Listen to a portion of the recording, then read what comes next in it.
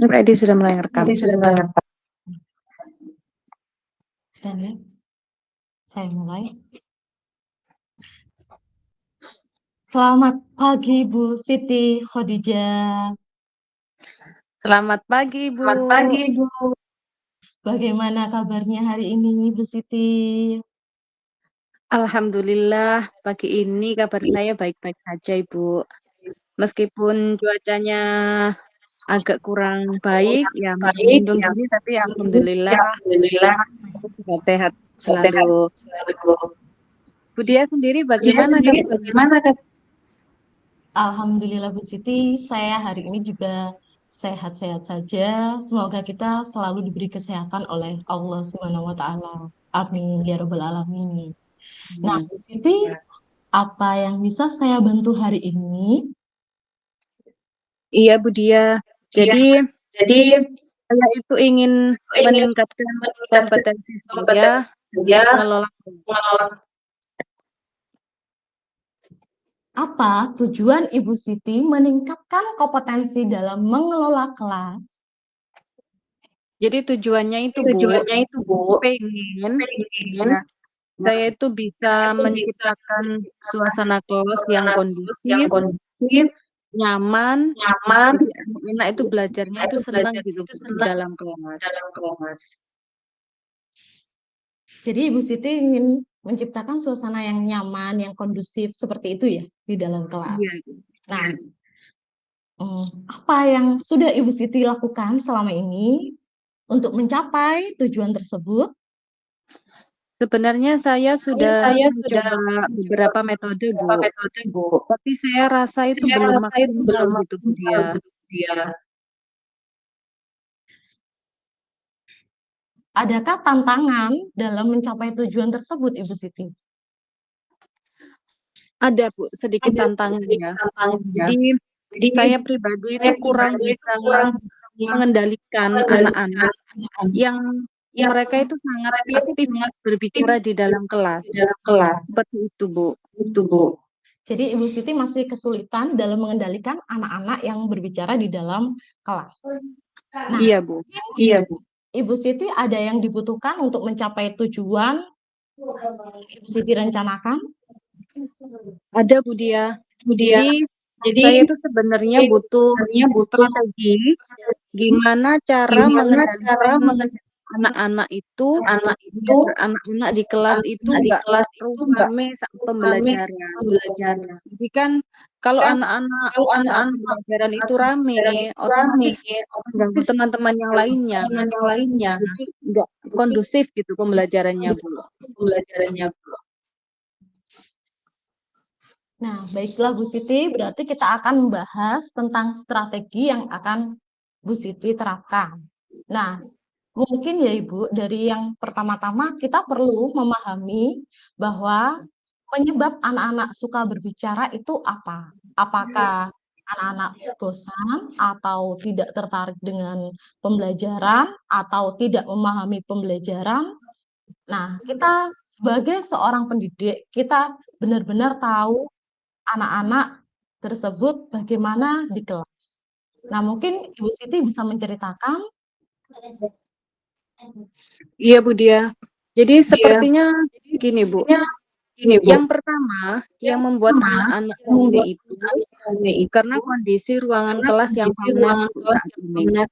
Jadi dengan suasana panas itu anak-anak kan gerah, otomatis ya otomatis kipas-kipas, akhirnya bicara-bicara sama temennya, di kelas panas, gitu. Itu yang pertama, Bu Dia, menurut saya.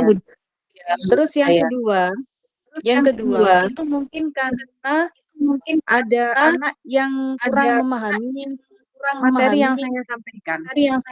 Tanya-tanya ke temannya, jadi kan itu bisa memicu suatu kegaduhan di dalam kelas, Bu. Padahal saya rasa saya sudah memberikan metode pembelajaran yang baik untuk anak-anak.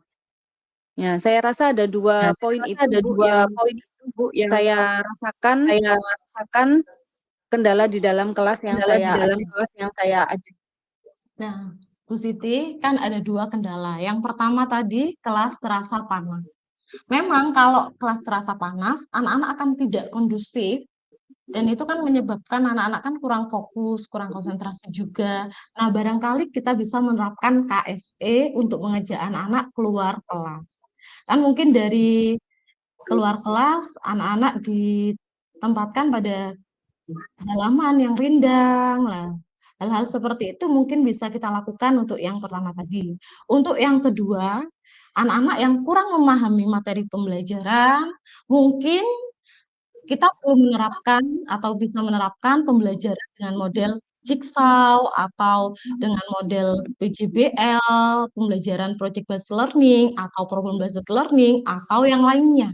Jadi kita mungkin sebagai seorang guru membawa media yang menarik, menerapkan model pembelajaran yang bisa untuk memahamkan siswa ke dalam materi pembelajaran. Seperti itu, Bu Siti. Baik, Ibu. Baik, Ibu. Berarti boleh ya, Bu ya? Boleh ya, Bu ya? Sekalian kita bawa keluar. Boleh, Ibu Siti. Anak-anak akan merasa juga kalau kita bawa keluar, mereka akan juga fresh juga. Mereka kan juga senang akan di luar. Kan tidak selamanya pembelajaran itu dilaksanakan di kelas. Sesekali anak-anak KSE diterapkan dengan mengajak anak-anak keluar kelas. Iya, Bu. Terima Iya, kasih ya, Bu Dia, atas masukannya. Nanti akan saya coba terapkan minggu depan ya, Bu ya. Iya, Bu Siti. Nah, kalau Ibu Siti sudah ingin menerapkan minggu depan, Ibu Siti ini sudah yakin ya mempunyai gambaran tentang yang Ibu Siti akan lakukan?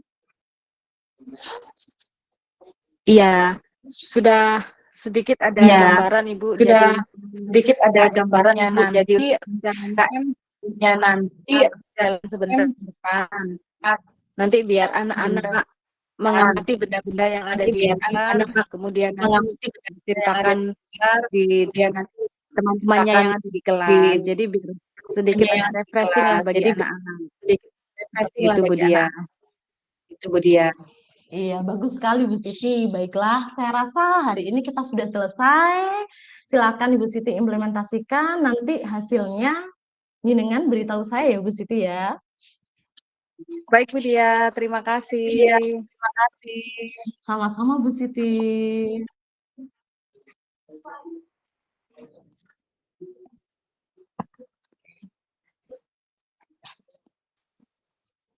Sekarang saya jadi coach ya Bu Dia.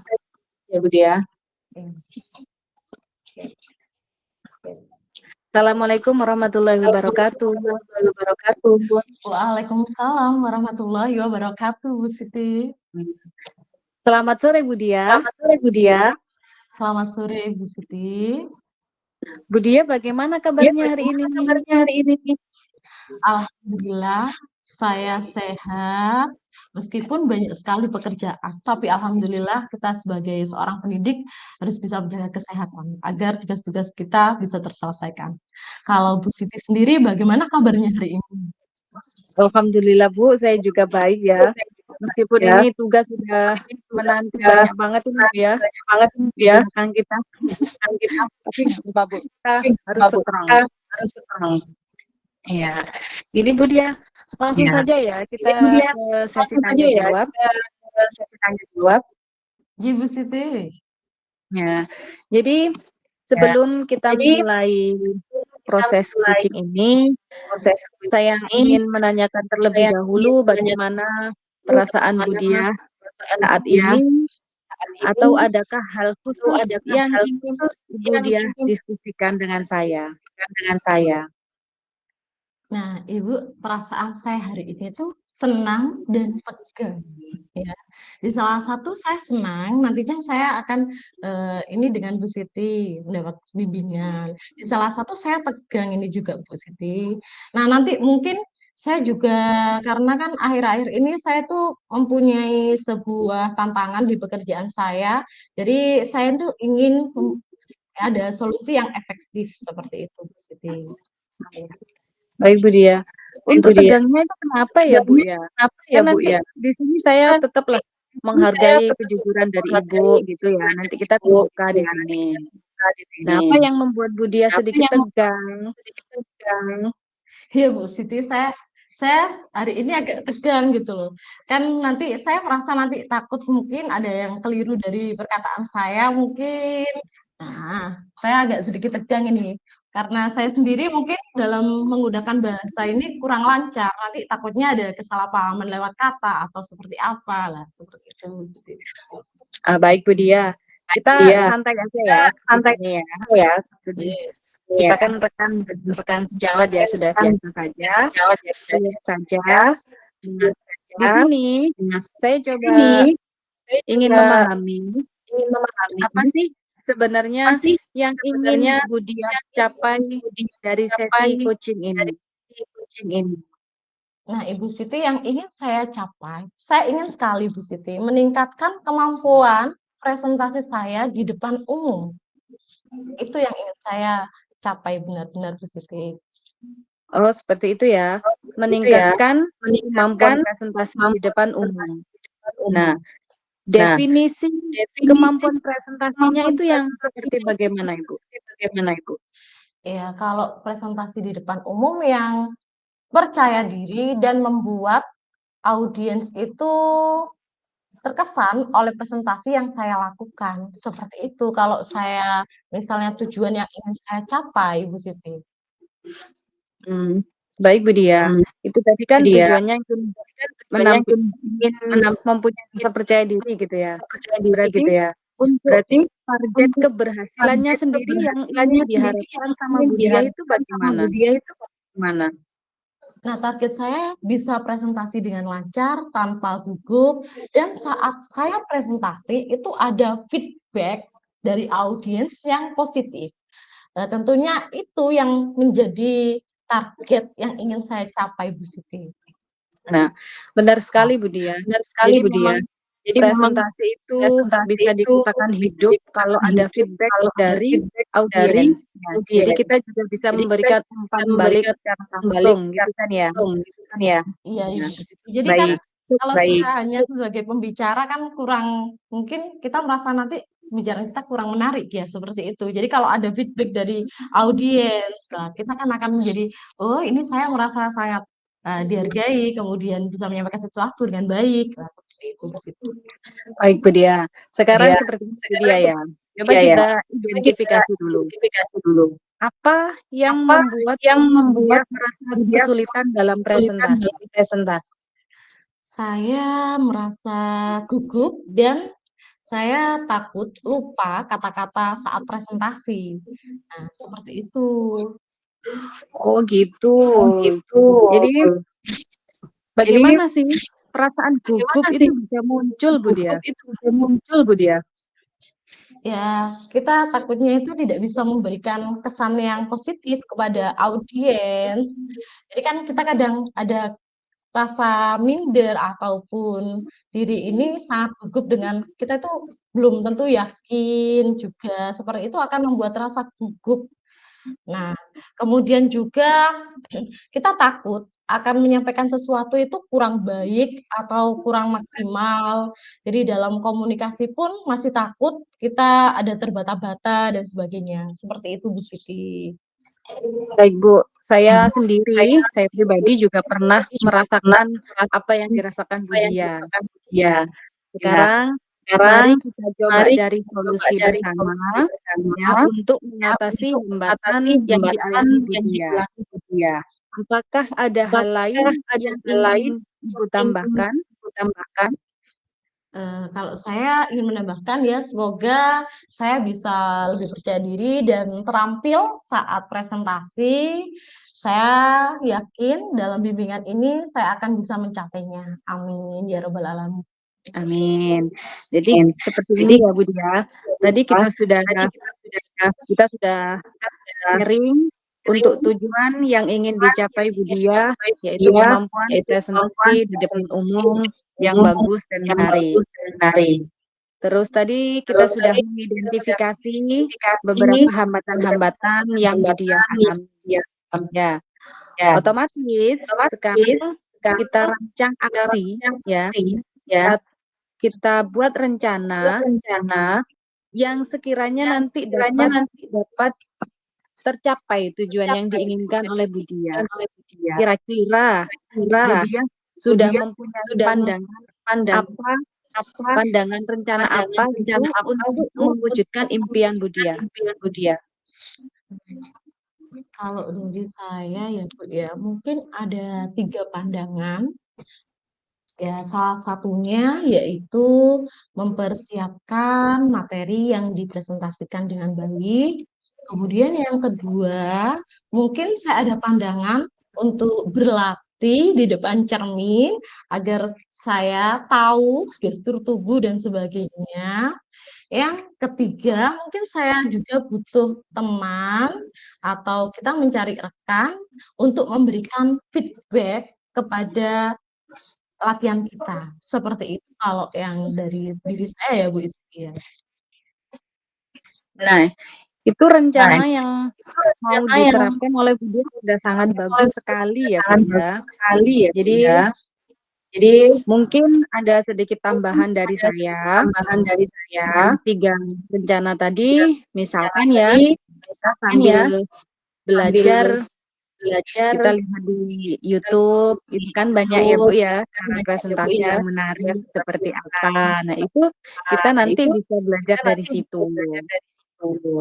Nah, tadi untuk rencananya Bu Diah, 3 model itu juga sudah bagus. Kita berlatih di cermin gitu kan kita nanti tahu ya, oh mimik saya kurang bagus, gerak saya kurang, kan gitu. Nah, silakan nanti Bu Diah bisa diterapkan dulu ya. Terus adakah prioritas yang Bu Diah miliki dalam rencana tersebut? Kalau saya ya yang prioritaskan saya utama mungkin saya lebih mempersiapkan ke materi ini dengan sangat baik ya Bu ya. Karena saya yakin dengan pondasi kita memperdalam materi itu akan sedikit atau lebih banyak mengurangkan rasa gugup kita. Nanti kalau kita lebih banyak materi yang kita paham, kita akan tentunya mungkin lebih percaya diri juga. Benar sekali Bu Diah. Jadi memang untuk menguasai proses presentasi itu, kita memang harus menguasai materi terlebih dahulu.